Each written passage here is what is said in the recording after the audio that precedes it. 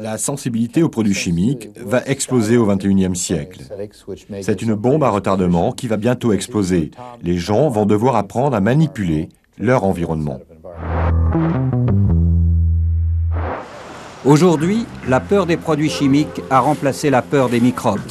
Au Texas, sur le parking de ce supermarché, une cliente pas comme les autres. Annabelle Broziek fait ses courses avec un masque à gaz, mais sans pénétrer dans le magasin. Annabelle fait partie de la communauté des chimico-sensibles, une population hautement allergique à la moindre émanation chimique. Un simple sac en plastique, un fruit traité, une goutte de parfum ou un tissu synthétique la rendent malade.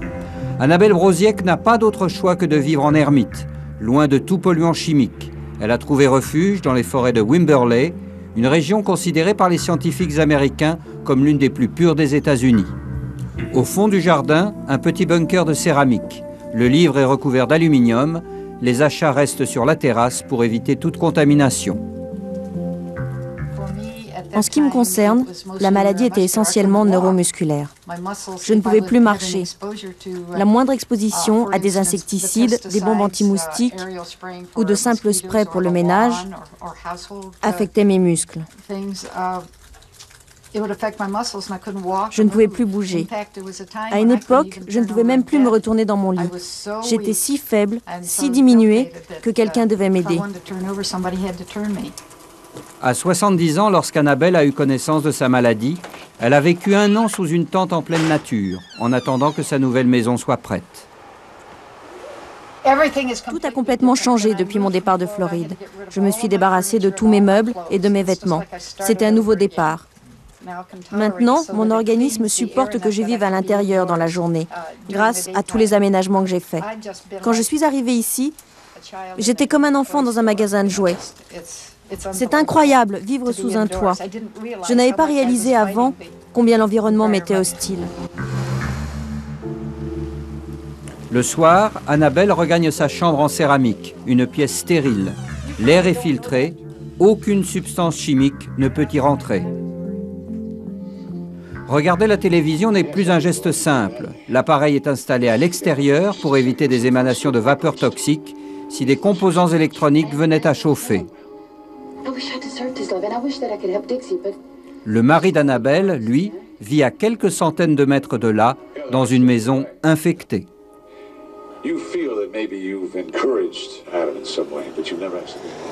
Certains scientifiques estiment que l'on devient chimico-sensible après avoir été exposé à une trop forte dose de polluants. C'est sans doute le cas de Jan Allison, intoxiquée par les shampoings qu'elle a utilisés pendant 15 ans pour toiletter les chiens. J'ai subi une exposition permanente en m'occupant des chiens quotidiennement. Si votre foie est abîmé, le foie qui filtre les toxines du corps, s'il est abîmé, même un peu, le filtre ne fonctionne plus aussi bien. Le poison s'accumule et vous devenez sensible à la moindre émanation chimique. Les gens pensent que je suis un peu folle. Ils disent qu'on a trop d'imagination. Il y a même un docteur qui l'a dit à la télévision. À 4 heures de route des forêts de Wimberley, Dallas abrite la seule clinique au monde qui prenne au sérieux cette étrange épidémie. La salle d'attente ne désemplit pas. Mélange d'homéopathie et de désintoxication, on étudie ici la réaction des chimico-sensibles aux produits toxiques pour tenter de les désensibiliser. Dans ce service très spécialisé, on estime que nous sommes à présent entrés dans l'ère des déficiences immunitaires. La sensibilité aux produits chimiques va exploser au XXIe siècle. Je pense qu'il va falloir modifier notre environnement et prendre en compte ces cas d'allergie et les problèmes génétiques. C'est une bombe à retardement qui va bientôt exploser. Les gens vont devoir apprendre à manipuler leur environnement. Aux États-Unis, ce livre est un best-seller. Il prévoit la disparition à terme de l'homme sur Terre par la seule présence dans notre environnement de polluants chimiques.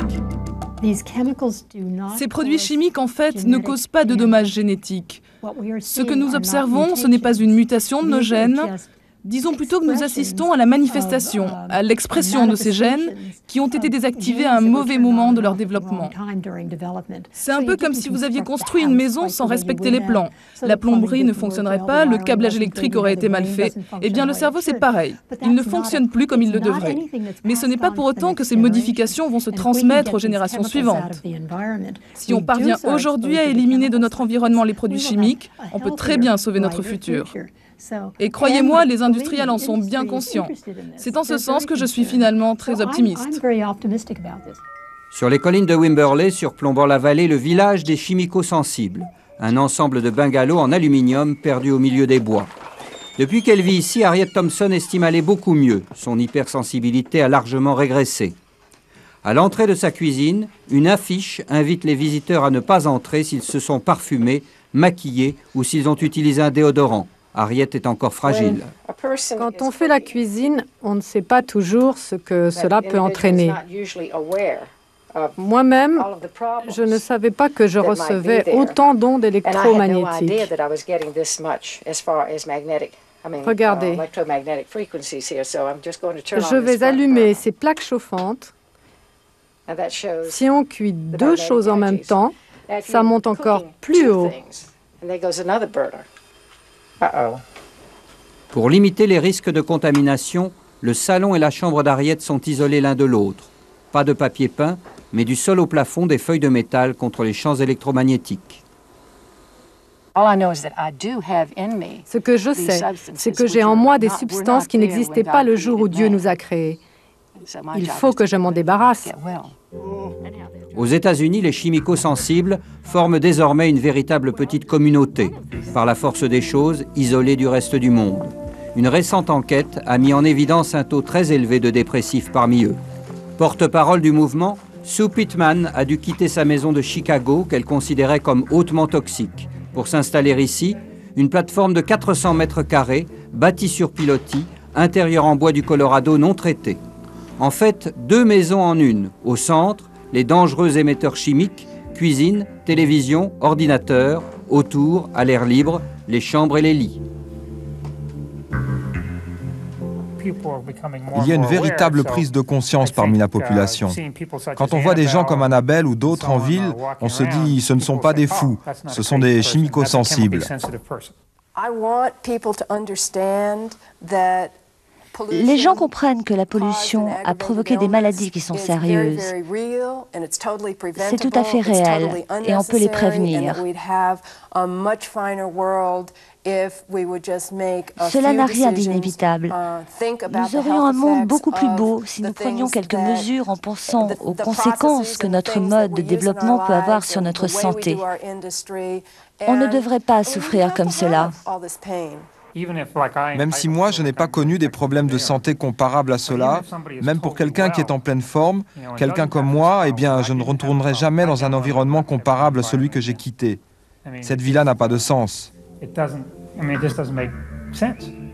Cadre supérieur chez IBM, John Pittman a renoncé à sa carrière pour s'installer ici au milieu des chevreuils et des biches.